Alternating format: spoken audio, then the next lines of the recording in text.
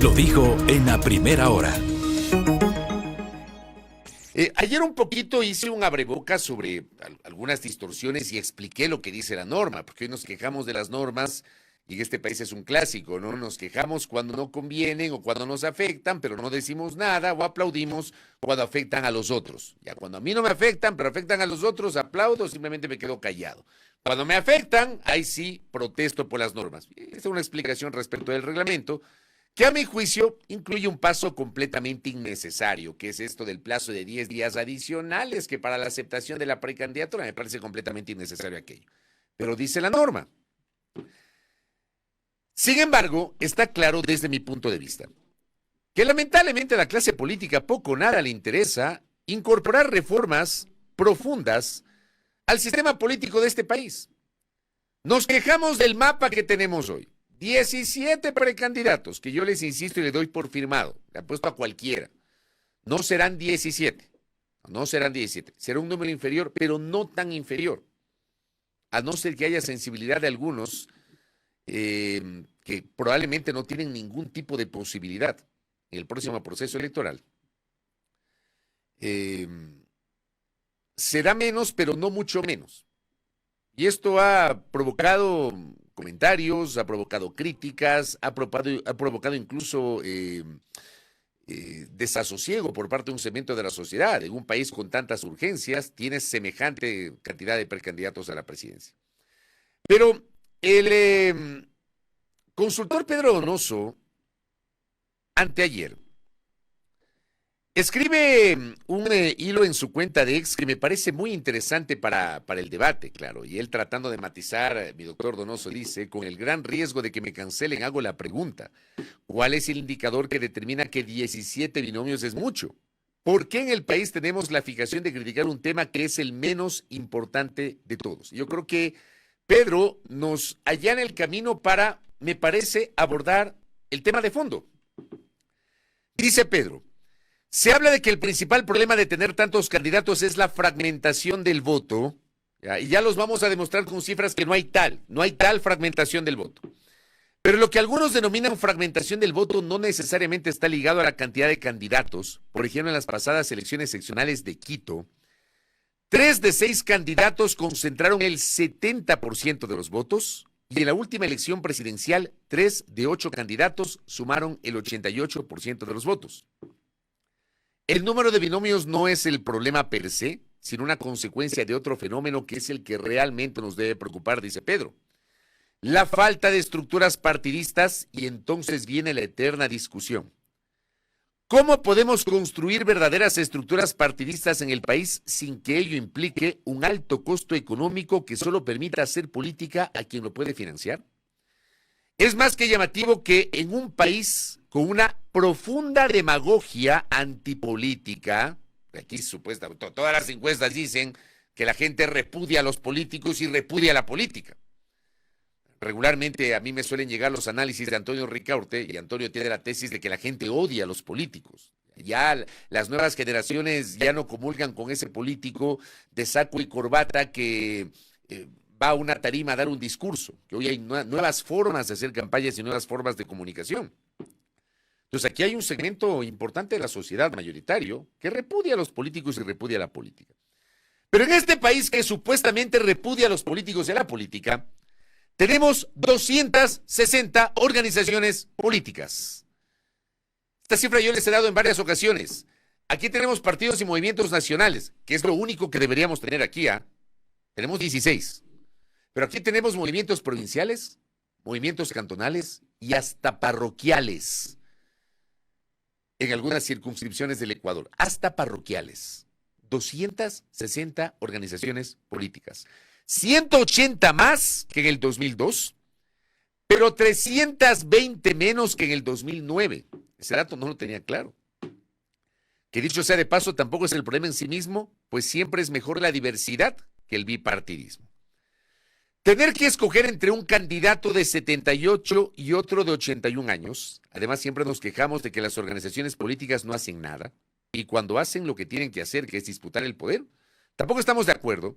Entonces, por ejemplo, se puede proponer que los movimientos y partidos solo pueden participar en elecciones después de un determinado tiempo de existencia, en el que deberán acreditar que todos sus militantes han aprobado un número determinado de horas de capacitación avaladas por entidades académicas públicas o privadas si pueden costearlo. Además, las organizaciones políticas solo podrán candidatizar a sus militantes que hayan cumplido un número de años de militancia activa y solo podrán aspirar a un cargo de elección del nivel geográfico de su organización. También es importante pensar en la relación orgánica y militante de los dignatarios y sus movimientos, por lo que se puede plantear como reforma que si un asambleísta o concejal renuncia a pertenecer a su movimiento o es expulsado, automáticamente pierde su curul. Ese, por ejemplo, me parece que es un tema interesante, pero siempre hay que matizarlo. En el Ecuador, dice Pedro, estamos acostumbrados a creer que la calentura siempre está en las sábanas y sobre todo a repetir mitos sin que vea ninguna evidencia que lo compruebe. Esto perjudica el debate y hace que lo cuantitativo sea el titular y confundamos efectos con causas. Una precisión nomás, gracias Belkis, dije 16, son 17 organizaciones políticas nacionales las que tenemos actualmente en el Ecuador. Pedro nos invita a hablar de algunos elementos y uno de ellos es este mito de la fragmentación. Hice un recorrido por los 13 procesos electorales que hemos tenido en el Ecuador a nivel presidencial desde 1979. Entonces usted tiene que la elección con mayor número de candidatos fue la del 2021, donde a 16 gentes se les metió en la cabeza que estaban capacitados para gobernar este país. 16 candidatos presidenciales. 16. Ya les voy a contar qué pasó con esa elección. En 2006 tuvimos 13. En 1992 tuvimos 12. En el 2002 tuvimos 11. En 1988 tuvimos 10. En las elecciones de 1984 y 1996 tuvimos 9. En las elecciones de 2009, 2013, 2017 y 2023 tuvimos 8. Parece que ese es el número ideal, entre comillas. Yo no sé cuál es el número ideal realmente.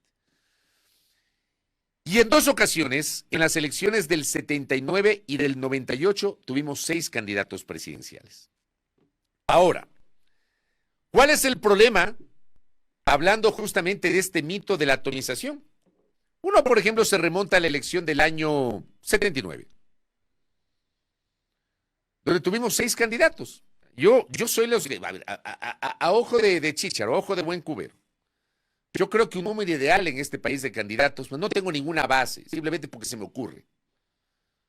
Pero digo, con base en esta revisión, un número ideal podría ser 6 u 8 candidatos y pare de contar. 6 u 8 candidatos máximo. Nos lo han demostrado varias elecciones. 16 es una monstruosidad. 13 es una monstruosidad, 12 es una monstruosidad. Es una opinión de quienes hablan. En el año 79, por ejemplo, tuvimos una disputa un poco más pareja. De 6 candidatos, una disputa más pareja entre 3. Entonces el primero, Jaime Roldós Aguilera, y esto hay que hablar de primera vuelta, ¿no? Obtuvo casi el 28%, Sixto Durán Ballén casi el 24%, el viejo gallo de pelea Raúl Clemente Huerta, casi el 23%. Luego en su primera participación el doctor Borja, 12%. Luego el fallecido Abdón Calderón Muñoz, que fue asesinado después de la primera vuelta, el 9%. Y René Maullé Mosquera, el 4%, casi el 5%. Pero las 3 primeras ubicaciones de 6 mucho más parejas. Vamos a 1984. Allí tuvimos 9 candidatos. Entonces el ingeniero Febres Cordero, mejor dicho, el doctor Borja que gana la primera vuelta, pero pierde en segunda vuelta, alcanza el 28,7%, casi el 29%. El ingeniero Febres Cordero alcanza el 27%. Luego Ángel Duarte Valverde, que alcanza Ángel Duarte fue la sorpresa de esa elección, del CFP, casi el 14%. Y luego tenemos a Jaime Hurtado del MPD 7%, Jaime Aspeso Seminario el 6,7%, Francisco Huerta Montalvo el 6,64%. Ahí hacía binomio con Rodrigo Espinosa Bermeo. Con Huerta y Espinosa el país era otra cosa, era su eslogan. Julio César Trujillo con el 4,7%. En ese tiempo el doctor Trujillo era demócrata cristiano. René Maullé del FADI con el 4,26% y finalmente Manuel Salgado que alcanzó el 0,84%. Ahí tuvimos 9 candidatos. Pero vamos a la elección del 98. Hay que revisar con la data.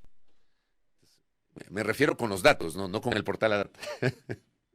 En el año 88, el doctor Barja alcanza el 24,48, el abogado Bucarán el 17,61, el arquitecto Durán Ballén el 14,72, el general Fran Vargas Pasos el 12,63 y el candidato demócrata cristiano Yamil Maguad el 11,57. ¿Qué pasó en esa elección? Que tuvo 10 candidatos en el año 88. De esos 10, 5 candidatos abarcaron el 81% de la votación. Creo que esto nos permite entender que no es tal esto de la fragmentación. Si tienes más candidatos, fragmentas más el voto. No es cierto. Y hay algunos ejemplos. O sea, yo coincido plenamente con lo que dice Pedro. En el 88 de 10 candidatos, 5 se llevaron el 81%. O sea, 5 candidatos tuvieron el 19% de la votación. ¿De qué fragmentación podemos hablar? Vamos al 92. En el 92 el arquitecto Durán Ballén alcanza el 32%, el abogado Nebot el 25%, el abogado Bucarán el 21,97%. 3 candidatos de un universo de 12. En el año 92 tuvimos 12 candidatos. De esos 12, los 3 candidatos que acabo de mencionar, Durán Ballén, Nebot y Bucarán, alcanzan casi el 79% de los votos. O sea, estamos hablando que 9 candidatos tuvieron el 21% de los votos. La elección se concentró entre 3. Entre Sixto, entre Nebot y Bucarán. Entre los 3, el 79%. Y el 21% restante se repartieron entre 9 candidatos. Vamos al año 96, cuando gana Abdalá. Tuvimos 9 candidatos. Nebot, que ganó la primera vuelta, alcanzó el 27,17, pero la sorpresa fue Bucarán, que le pisó los talones, 26,28.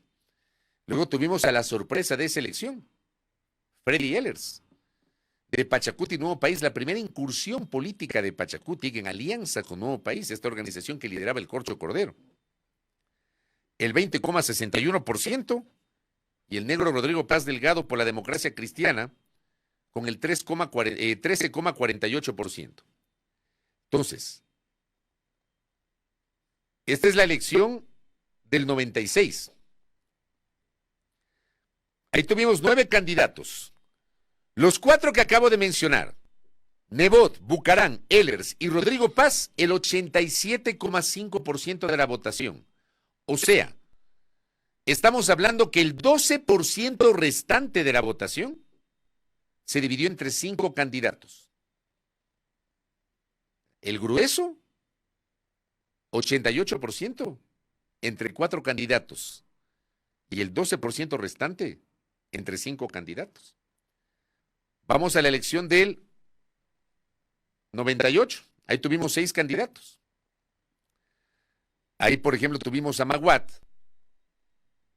que alcanzó 35% en la primera vuelta, una votación alta que tuvo Maguad. Álvaro Noboa Pontón, su primera participación política, en binomio con Alfredo Castillo Bujase, el 27%. El doctor Rodrigo Borja, 16%. Y Freddy Ehlers, en su segunda y última participación presidencial, el 14,7%. Y tuvimos luego 2 candidatos tangenciales que fueron Rosalía Arteaga Serrano con el 5,7% y María Eugenia Lima con el 2,53%. En esta elección, el grueso de la votación de los 6 candidatos que acabo de mencionar se concentró en 4 candidatos. Vamos a la del 2002. Ahí tuvimos 11 candidatos. Pues Lucio Gutiérrez, que gana la primera vuelta con el 21%. Álvaro Noboa, 17%. León Roldós, 15%. Rodrigo Borja, 13%. Javier Neira, 12%. Fran Vargas Pasos, el 12%. Y luego tenemos a Jacinto Velázquez con el 3,7%, Ivonne Baqui con el 1,74%. Las nuevas generaciones no han de saber que Ivonne Baqui fue candidata presidencial. César Alarcón Costa con el 1,20%, Osvaldo Hurtado con el 1,07% y Antonio Vargas, que se llevó el farolito con el 0,86%. En esa elección del año 2002, de 11 candidatos, 6 concentraron el 91% de la votación, que fueron Gutiérrez, Noboa, Roldós, Borja, Neira y Jacobo Bucaram Puley. Concentraron el 91,42% de la votación. Por eso digo, ¿no? Viendo estas cosas, uno dice 6 u 8 debería ser el número de candidatos. Yo digo, es una opinión, no está sujeta a ningún análisis ni cuantitativo ni cualitativo. Es tal vez porque me gusta el número. 2006, tuvimos 13 candidatos. Imagínense ustedes. De esos 13 candidatos en 2006, a ver a quiénes tuvimos. Noboa, que alcanzó en primera vuelta el 27%, Correa el 23%, Gilmar Gutiérrez el 17%, León Roldós el 15%, Cintia Viteri el 9,63%, y luego tuvimos a Luis Macas, Fernando Rosero, Marco Proaño Maya, Luis Villasís, Jaime Damerval, Marcelo Larrea, Lenín Torres, Carlos Añay de la Bastida. Ya. En esa elección del 2006, esta elección del 2006, 13 candidatos, de esos 13, 4 concentraron el 82% de la votación. De 13 candidatos, 4. O sea, estamos hablando que 9 tenían el 18% de la votación. Y 4, el 82% de la votación. Vamos al 2009. 2009 tuvimos 8 candidatos. O sea, ahí tuvimos a Correa, que ganó en primera vuelta, Lucio Gutiérrez, Álvaro Noboa, Marta Roldós, Carlos Añay, Melba Jacome, Diego Delgado y Carlos González. El tema es que en esa elección de 2009, de 8 candidatos, 3 concentraron el 92% de la votación. O sea, 5 candidatos tuvieron el 8% de la votación. Entre 3 candidatos se repartió el grueso, 92% de la votación. Vamos al año 2013. En el año 2013 volvimos a tener 8 candidatos. Ahí tuvimos la segunda reelección de Correa en primera vuelta con el 57%, seguido por Lazo con el 22,68%. Solo entre Correa y Lazo en el año 2013 se llevaron el 80% de la votación, de 8 candidatos. O sea, el 20% de la votación se repartió entre 6 candidatos. 2 concentraron el 80% de la votación. Vamos a 2017, cuando ganó Moreno. Moreno en primera vuelta alcanzó el 39,3%, Lazo el 28,09%, Cintia Viteri el 16,32%. En 2017, 8 candidatos, 3 concentraron el 84% de la votación. De 8, 3 concentraron el 84% de la votación. O sea, 5 se llevaron apenas el 16% de la votación. Vamos al 2021. Esa sí fue una monstruosidad de elección. En 2021 tuvimos 16 candidatos presidenciales. 16. Pero está claro que esa elección se concentró en 4, de 16 en 4. Arauz, que tuvo el 32,7, Lazo el 19,7, Yacu Pérez el 19,3 y Javier Herbas el 15,6%. Entre los 4 de 16 se llevaron el 88% de la votación, 88%. O sea, el 12% del restante, el 12% restante de los votos se concentró en 12 candidatos. 4 concentraron el 88% de la votación. ¿Qué quiere decir eso? Que los otros 2 eran simples participantes, ni siquiera animadores. ¿Ya? O sea, tienes semejante distancia entre el cuarto, que fue Javier Herbas, 15,6%, 16%. Y el quinto, que fue Pedro José Freile, estamos hablando de una distancia de casi 14 puntos de diferencia. Para que más o menos tengan una idea de la distancia entre los unos y los otros. La elección del 2023 ya hubo un poquito más de decoro, 8 candidatos, en medio de la muerte cruzada, la crisis de seguridad, etcétera. Tuvimos 8. De esos 8, el 88% de la votación se concentró en los 4 primeros. Entonces, Luisa González, que ganó la primera vuelta con el 33,6, Daniel Noboa, que pasó a la segunda vuelta con el 23,4, Cristian Zurita, el 16,3, y Jan Topic, el 14,67%. Y luego tuvimos porcentajes mucho más bajos. Otto Sonnenholzner, que alcanzó la mitad de lo que alcanzó Topic, 7,6, Jaco Pérez el 3,9, Javier Herbas el 0,49 y Bolívar Armijos el 0,36% en 2023. 4 concentraron el 88%. Ya.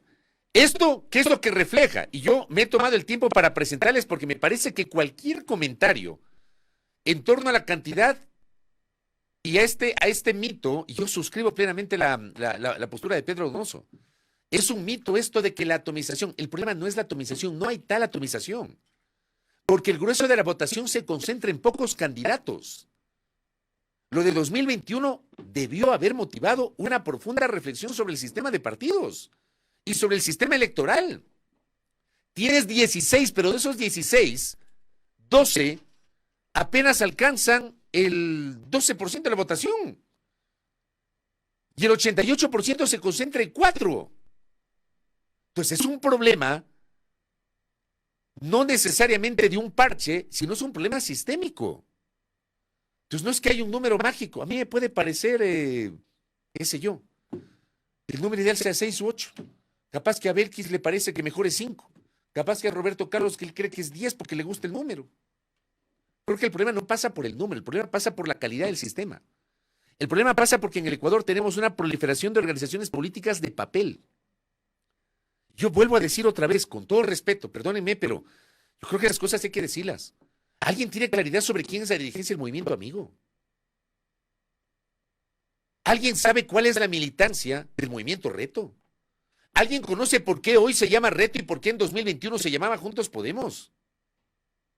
¿Alguien sabe eso? ¿Alguien sabe por qué Pueblo, Igualdad y Democracia, el PID lista 4, hoy se llama PID y en 2021 se llamaba Ecuatoriano Unido? ¿Alguien sabe eso? ¿Alguien conoce, digamos, qué hacen estas organizaciones políticas cuando no hay elecciones?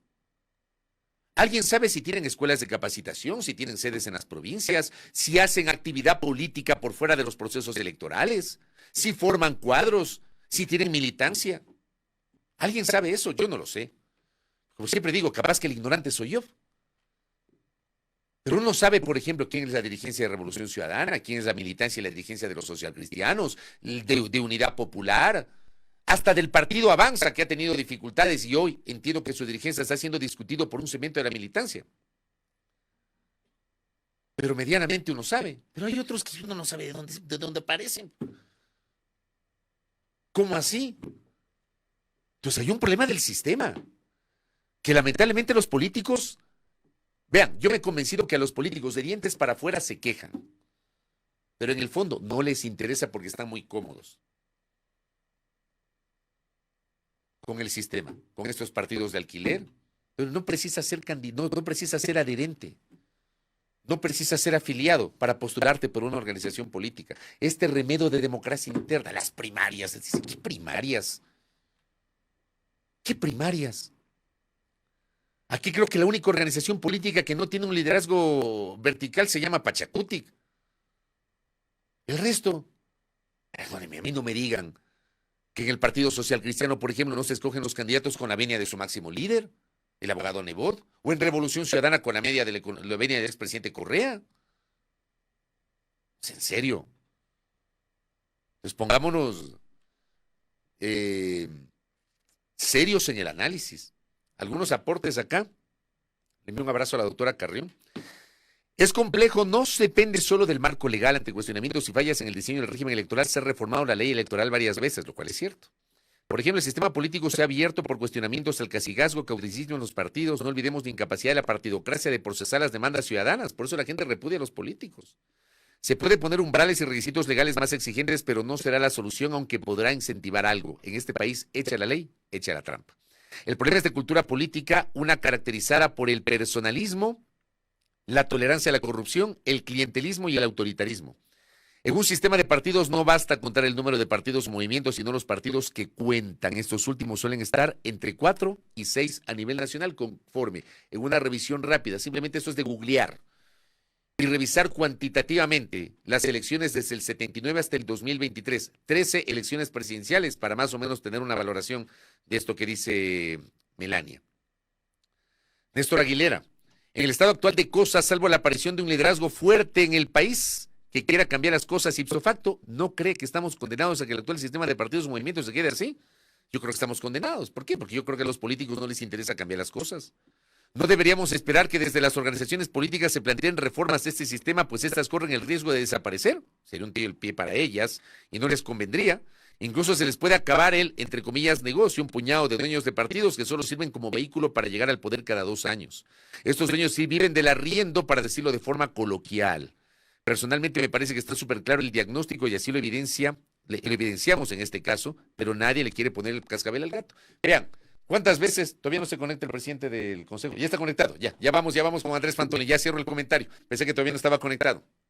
Vean, en este país, ¿cuántas veces no hemos escuchado que hay precandidatos o candidatos que denuncian que les han querido cobrar, no sé, 50,000, 100,000 dólares por una candidatura en un partido político?